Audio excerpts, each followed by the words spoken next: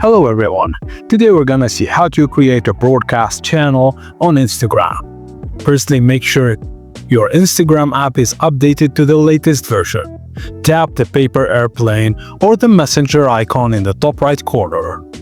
This opens the new messages screen. Just tap the pencil at the paper icon. Now, select Create a Broadcast Channel.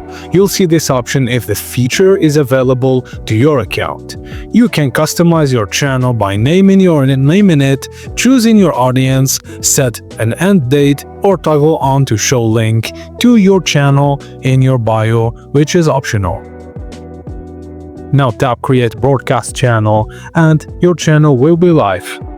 And followers can join and get notifications whenever you post. And that's it, guys. Thank you for watching, and please don't forget to like and subscribe for more.